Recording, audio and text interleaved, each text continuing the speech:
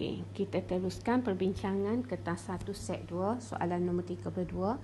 Rajah 14 menunjukkan number plat kereta Gilbert yang telah dibetulkan dengan menggunakan polietina yang dilarutkan dalam propanol sebagai gam. So dikata antara bahan berikut yang manakah boleh menggantikan polietina. So polietina kat sini kita boleh gantikan guna gentian kaca lah, fiberglass lah, dia lagi kuat lah daripada polietina. Okay, so rajah 5 menunjukkan perubahan fizik bagi jirim. Maka kita tengok kat sini embung, lepas 1 jam embung tu dah kering. So antara berikut yang manakah menerangkan tenaga kinetik jirim yang ditunjukkan dalam rajah. Maknanya embung tu daripada cecair dia jadi gas. Okey, bila dia jadi gas maka kita akan dapati daun tu akan jadi kering lah. So dia bergetar berputar. Berputar pada kedudukan yang tetap ni nak menerangkan bahawasanya zarah tu dalam keadaan perpecahan. Okey, kemudian zarah bergerak laju jika lebih banyak tenaga dibebaskan. Sebenarnya kalau lebih banyak tenaga dibebaskan, zarah tu akan bergerak lebih perlahan. Bila tenaga dibebaskan, jadi tenaga dia kurang. Bila kurang, dia bergerak lebih perlahan.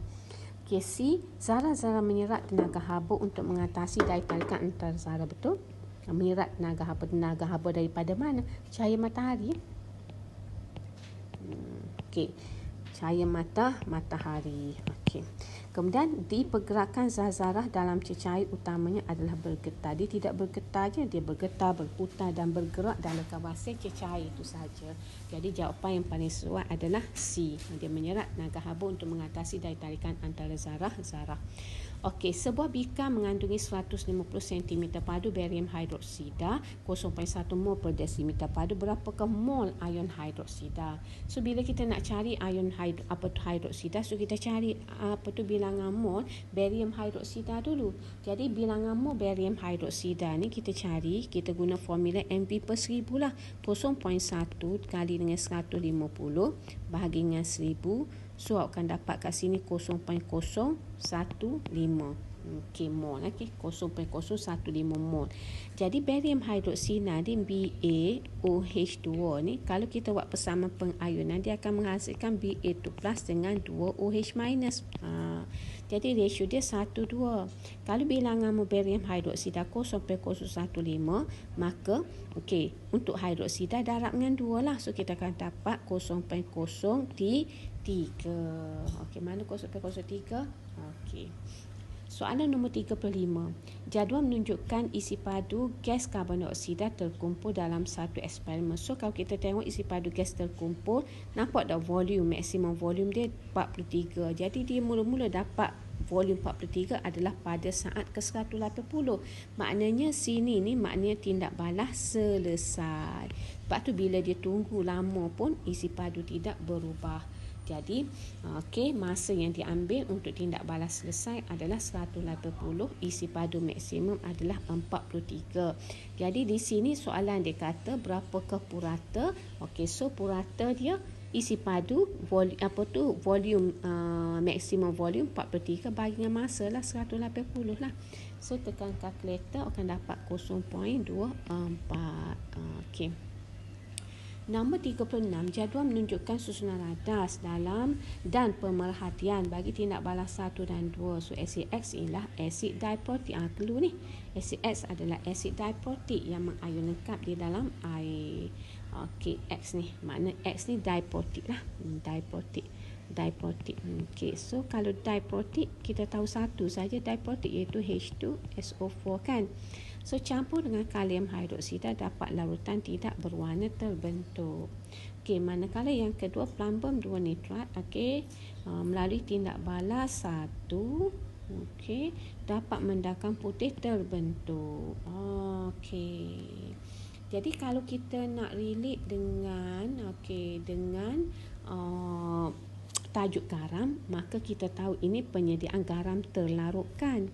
Okey, ini adalah garam terlarutkan, yang ini pula adalah garam tak terlarutkan. Apa? Sebab dia kata mendatangkan putih terbentuk, garam tak terlarutkan. So antara berikut yang manakah reagen betul untuk mengesahkan kehadiran anion dalam larutan yang terhasil daripada tindak balas 2? Okey, jadi tindak balas 2. Okey, jadi di sini dia punya perkaitan tindak balas 1 dengan tindak balas 2 adalah hasil tindak balas 1 ni. Hasil tindak balas 1. Tindak balas 1 ni diprotik.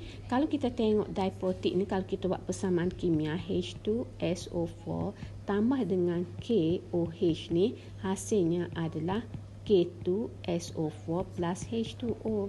Maknanya di sini larutan tidak berwarna ini adalah K2SO4 lah.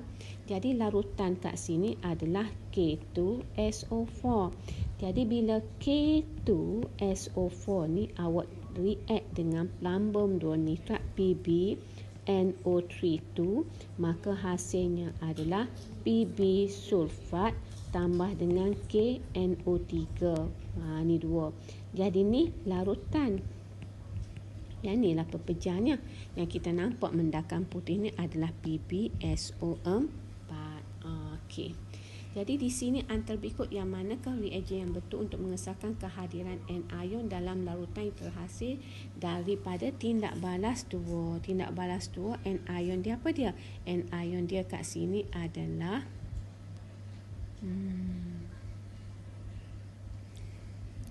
hasil ni ada 2 ni. Kalau kita tengok anion kat sini ada 2 ni. Sama ada kita nak ambil nitrat pun anion juga ni. Yang ni pun anion juga. SO4 tu minus. Maknanya 2 tu anion tu kita tengok. Okey. Dia kata kat sini anion kan. Kalau nitrat kita guna kalau nitrat ni kita guna ferrum kan. FeSO4. Jadi sini tak ada FeSO4, tidak nitrat lah. Maknanya dia nak fokus kepada sulfat. Kalau sulfat dia barium sulfat lah.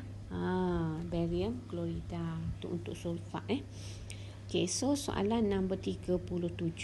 Persamaan kimia berikut mewakili tindak balas antara zinc oksida dengan asid nitrik.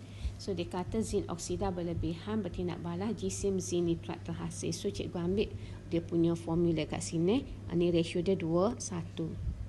Jadi dia bagi asid ni, asid dia bagi asid nitrik 50 kepekatan 2. Jadi kita cari N, iaitu 2 kali dengan 50 bagi dengan 1000. So akan dapat berapa sini? 0.1 mol tak? Dapat 0.1 mol. Betul kata cikgu kira tu? Okey, congok gitu je. Dapat 0.1 mol. Okey. Bila dapat 0.1 mol, kita pun tengok ratio kata 2:1.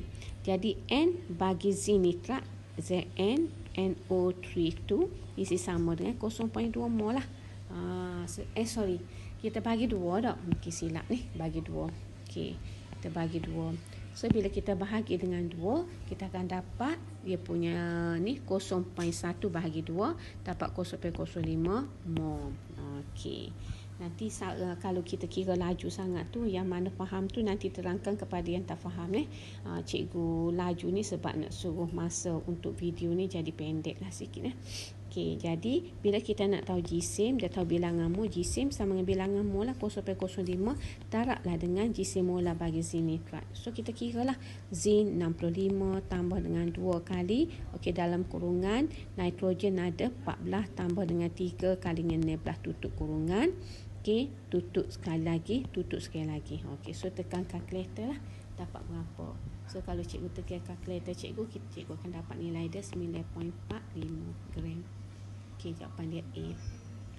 Nombor 38, Aisyah merendam sekeping kertas turas dalam bika yang mengandungi lautan P. Kemudian dia menggunakan lautan Q untuk menulis kimia. Di atas kertas turas, setelah kertas turas kering, tulisan pada kertas turas tersebut berwarna kuning. Kuning-kuning ni maknanya berwarna kuning, maknanya pepejah dah. Dalam kimia kalau pepejah kuning, dia PbI2 kan, kuning kan. Sebab dia larutan. Kemudian diguna lautan juga. Maknanya kertas turas tu dia basah dengan lautan P. Lepas tu bila basah dia tulis dengan lautan Q. Okey, tulis kimia. Lepas tu setelah kering tubik, timbullah kimia tu, tulisan kimia tu berwarna kuning. So kuning ni biasanya PbI2. Okey, pepejah kuning biasanya PbI2. So kita tengoklah yang mana Pb akan membentuk Pb. Mana ada Pb? Ini Pb. PB dengan ni dia akan jadi PBI2. Okay, yang lain tak ada PB kan? Itu saja PB. Okay, so soalan seterusnya, soalan nombor 39. 39 menunjukkan satu sel ringkas. So dia kata kat sini nilai E0 bagi dua sel adalah, jadi bila kita nak cari nilai voltan sel ni, voltan sel ataupun E0 sel ni adalah sama dengan E0 katot, tolak dengan E0 anod. Kita tahu antara zinc, zinc dengan argentum, kalau lebih negatif dia akan jadi negatif lah. Kan jadi terminal negatif lah, dia akan tolak elektron. So kat sini kalau kita tengok zinc ni dia akan tolak elektron lah, Zn akan lepas elektron jadi ion Zn2+. So dia akan jadi negatif. So mari sini, bila dia lepas kat sini akan jadi anode, sini akan jadi katot. Gitu. Jadi argentum ni akan jadi katot. Argentum akan jadi katot. Jadi bila kita nak cari nilai anode, katot ni argentum. So 0.8 tolak dengan 0.7 ne. So cuba tekan kalkulator, boleh berapa kat situ. Kalau cikgu tekan kalkulator, cikgu akan dapat 1.56. So soalan akhir sekali, dia kata kat sini rajah 17 menunjukkan gambar rajah aras tenaga bagi tindak balas antara 50 cm padu lautan kuprum 2 nitrat 0.5 mol per desimeter padu dengan logam T berlebihan. So soalan dia kata apakah perubahan suhu? So perubahan suhu ni ada dalam formula Q sama dengan MC theta. Daripada soalan ini kita tahu M dia sama dengan 50. Tapi Q tak tahu. Theta pun tak tahu. Kita tak boleh nak kira lah. Jadi kita kena kira Q dulu. Nak kira Q dulu. Q ada dalam formula delta H equal to Q over N. Sekarang N kita tak tahu. Tapi kita boleh kira N. Sebab apa? Sebab dia bagi V, dia bagi M. Jadi kita boleh cari N. N sama dengan 0.2. Silap 0.2 kali dengan 50 divide by 1000. So dia dapat berapa situ? Dapat berapa situ? Dapat 0.01 mol. Dapat 0.01 mol, kita kira lah kesin Q. Q sama dengan 0.01 darablah dengan delta H 220. So sekarang ni dapat berapa kat sini? 2.2 kilojoule. Convert 7 akan dapat 2200 joule. Lepas tu masuk dalam ni lah. Masuk dalam ni. Iaitu theta adalah sama dengan Q 2200 bahagi dengan C 50 darabnya 4.2. So tekan kalkulator, dapat berapa? So kalau cikgu tekan kalkulator, cikgu dapat 10.5. Itu saja. Perbincangan kita. Kita dah selesai berbincang 3 set kertas dah. Cikgu harap awak boleh bincang sama-sama awak dan dapat fahamlah semua kehendak soalan dalam tajuk ini dan juga boleh faham semua konsep-konsep yang ditanya dalam soalan-soalan ini. So itu saja.